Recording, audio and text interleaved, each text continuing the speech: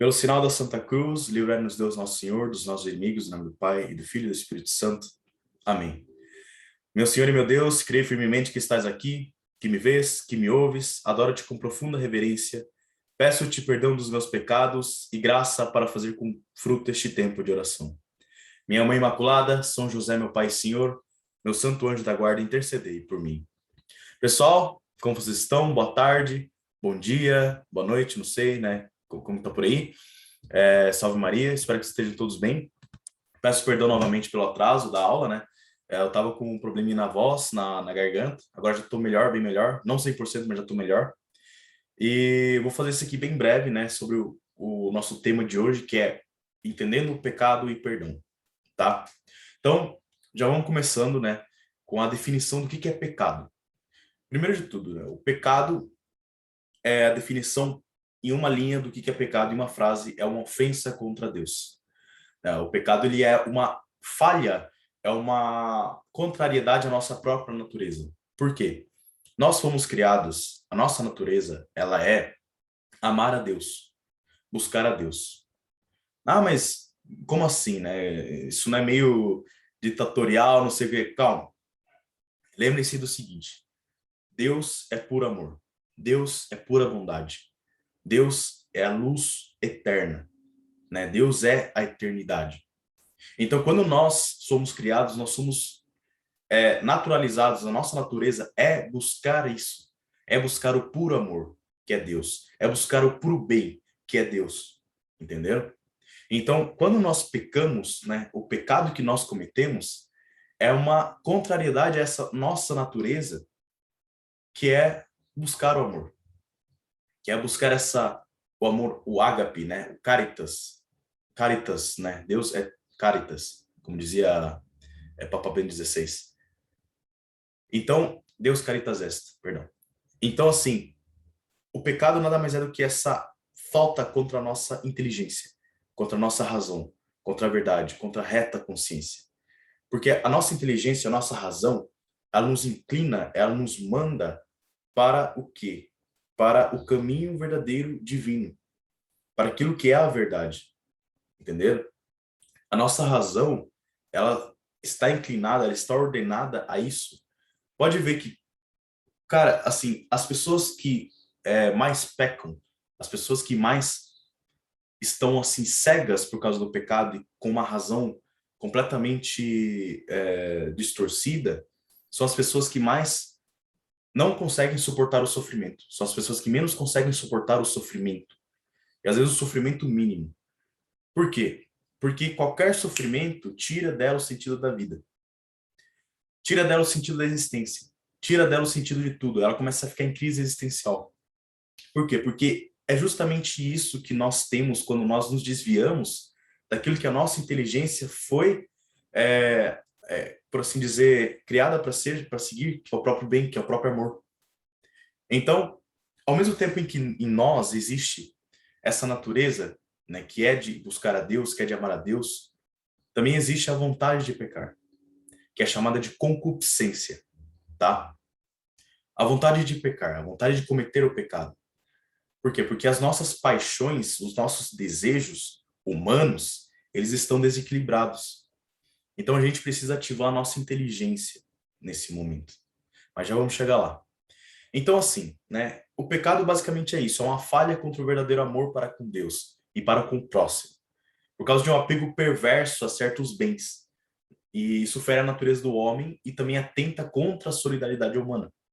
Então, uma coisa, né? Quais são os três inimigos da alma? Que é importante citar isso. Nós temos três inimigos da alma, que, se não me engano, São João da Cruz falava, que é o mundo, a carne e o diabo, tá? O mundo, o que ele faz? O mundo é o material. O mundo é aquilo que é efêmero. Então, por exemplo, eu amo esse papel aqui, essa caneta, minha caneta é minha caneta, meu papel, não sei o que, tudo mais, é meu, tá? Beleza. Você se apega demais a essa coisa material, a isso, aquilo, que você esquece de que você vai morrer e que existe algo além deste lugar, existe algo além daqui, que você tem uma alma, que existe uma eternidade. Então esse é o primeiro inimigo da alma. Depois temos o inimigo da carne, que é a carne, né, no caso. Não no sentido de que a carne, né, o nosso corpo é um inimigo e que a gente tem que se livrar do nosso corpo, não. Mas no sentido de que a carne, o desejo carnal, aquilo que está à superfície da carne, né, que é a luxúria, a gula, aquilo que você quer alimentar o tempo inteiro, tudo mais, isso acaba sendo inimigo da alma quando está desordenado. Então, a nossa carne, ela deseja pecar. Ela deseja muitas vezes a luxúria, ela deseja muitas vezes a gula, ela deseja um monte de coisa, e isso faz com que nossa alma fique desordenada, entendeu? Então, por isso também é outro inimigo. E o diabo? E qual que é o papel do diabo? Né? O papel do diabo é o quê? O diabo, ele é o acusador. Então, nós pecamos, nós nos apegamos a coisas materiais, pecamos contra a carne, fazemos um monte de coisa, e o diabo vai lá e te acusa, sabe? É aquela consciência que te acusa, que te fala, você não presta, você não serve, caramba, você é a pior pessoa do mundo. Esse é o papel do diabo. Que faz você sentir a pior pessoa do mundo, o pior pecador. É por isso também que eu quero que você assista um filme Paulo Apóstolo de Cristo para ver que isso não é verdade, para ver que isso é um assédio do diabo, né? Que faz você sentir a pior pessoa do mundo, mas não é assim. Não é assim. E por isso que a gente também vai falar aqui sobre a questão do perdão, né? Mas antes, a gente vai falar sobre a diferença de pecado. Existem dois tipos de pecado: o pecado venial e o pecado mortal. O pecado mortal, o pecado mortal é basicamente quando nós temos uma contrariedade ao amor de Deus naquilo que se diz as leis de Deus. Então, por exemplo, os 10 mandamentos são leis de Deus. Quando nós ferimos um dos 10 mandamentos, nós estamos em pecado mortal e nós perdemos a caridade. Nós perdemos aquilo que se chama o verdadeiro amor. E nesse momento nós estamos incumbidos de, se morrermos em pecado mortal, nossa alma estar no estado de inferno, ok? Por quê? Porque nesse momento nós nos distanciamos totalmente de Deus por vontade própria. Porém, claramente, né, o pecado mortal, o que acontece? Para que você cometa um pecado mortal, é preciso de 3 condições. Primeira, matéria grave, que é você ter cometido aquele pecado mortal de um dos 10 mandamentos ou algo do tipo. Por exemplo, pecar contra a castidade, né? Pecados contra a castidade, pecados de, sei lá, não honrar pai e mãe. Tudo isso é matéria grave. Depois, consciência plena. Você estava consciente daquilo que você estava fazendo? Você tinha consciência plena daquilo? Você não estava, não sei, doente? Você não estava com sonâmbulo? Enfim, coisas desse tipo. Terceiro, deliberação total. Ou seja, você agiu por plena vontade, você agiu por vontade própria. Você cometeu aquele pecado, você mesmo teve aquela vontade de cometer e tudo mais, e sabia que estava fazendo aquilo e cometeu matéria grave, então constitui um pecado mortal. Beleza? Geralmente é assim que funciona. Geralmente assim que funciona. Nós cometemos os pecados mortais sabendo o que a gente está fazendo e por livre e espontânea vontade, né? Ninguém aponta uma arma na nossa cabeça e fala, faz isso aqui. Mas caso faça, caso aconteça, são as 3 condições para que aconteça um pecado mortal. O que é um pecado venial? O pecado venial é quando falta um desses 3, né? Ou os 3, ou talvez um ou dois dos 3, enfim. Mas quando não se completa essas 3 condições. Nesse caso, o pecado venial ainda é grave, ele ainda uma ofensa a Deus. Só que ele não nos tira da comunhão, entenderam? Então, se a gente cometer um pecado venial e a gente morrer, nossa alma não necessariamente vai para o inferno, porque a gente não se distanciou da caridade. A gente não se distanciou de Deus completamente, né?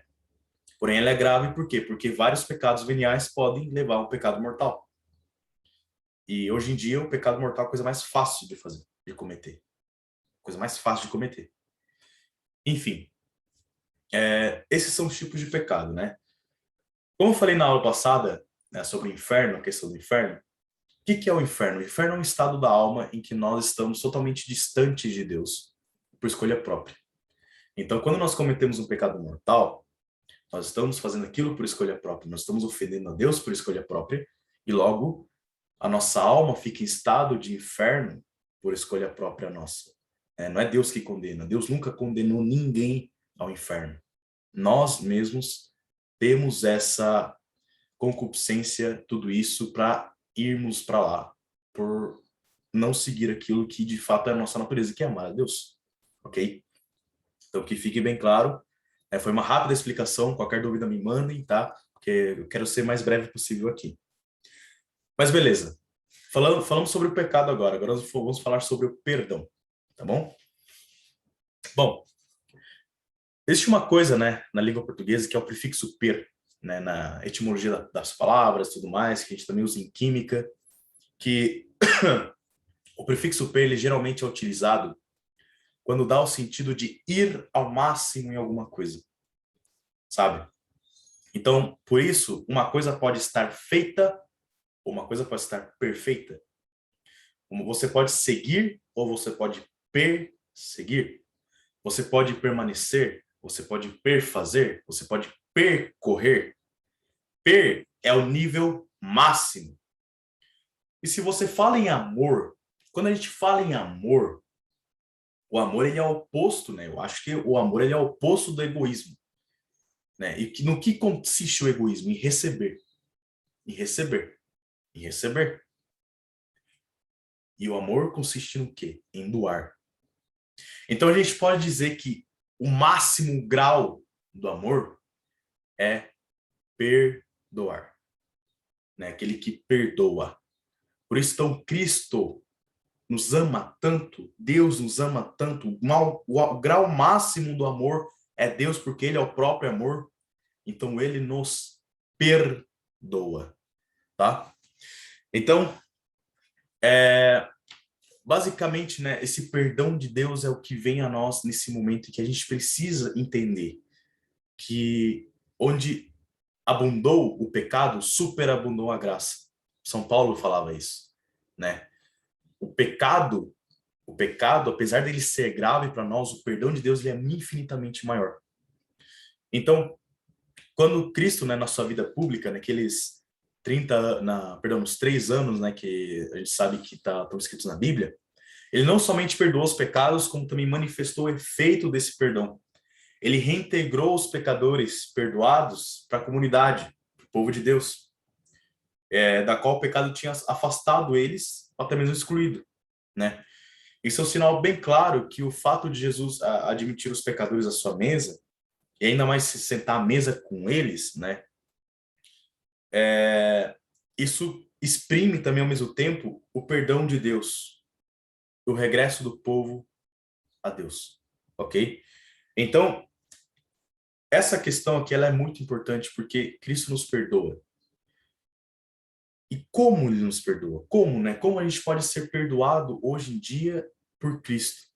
Bom, para isso nós temos os 7 sacramentos. É que eu não vou citar eles aqui. Se tiverem dúvida, me chamem, mas em teoria é para vocês saberem. Mas um desses sacramentos é o sacramento da reconciliação. Sacramento da reconciliação, penitência ou confissão, né? Vocês vão entender por esse nome. Cristo nos perdoa através disso. Cristo nos perdoa através do sacramento da confissão, né? O padre está lá, ele ouve os seus pecados e ele te perdoa, te absolve em nome do Pai e do Filho e do Espírito Santo. Amém. Então, quando nós estamos em pecado e vamos lá, nos humilhamos assim como Cristo mandou, né? Cristo disse lá na Bíblia, confessai-vos entre vós os vossos pecados. Ele estabeleceu esse sacramento. Nós confessamos ao Padre e ele nos perdoa. Cristo nos perdoa, né? O Padre é apenas um instrumento, o Padre é apenas um intercessor ali entre você e Cristo. Por quê? Porque assim Cristo quis que fosse. Porque Cristo, vamos lá, ele se humilhou na cruz diante dos homens, ele foi morto por homens. Então, a coisa mais mínima que a gente pode fazer é nos humilhar dos nossos pecados diante de um homem. Então, um homem que foi ordenado e que Cristo permitiu que ouvisse e perdoasse os nossos pecados. Então, né, a gente precisa pensar também que, além de nós obtermos o perdão de Cristo com facilidade, porque isso é realmente uma coisa muito fácil. Antigamente, hoje em dia, é só você confessar seus pecados. Antigamente, você tinha que, sei lá, viajar a pé para outro país. Hoje não. Hoje você só confessa seu pecado, nenhum padre vai te xingar, só vai te falar, meu filho, que Deus te perdoe. Pronto. E esse efeito da graça santificante já está na sua alma, porque você foi perdoado. Ah, Stuart, mas assim, eu me confessei, mas eu cometi o mesmo pecado e agora eu não vou melhorar, não vou melhorar. Lembra do inimigo da alma, o diabo? Ali, ó.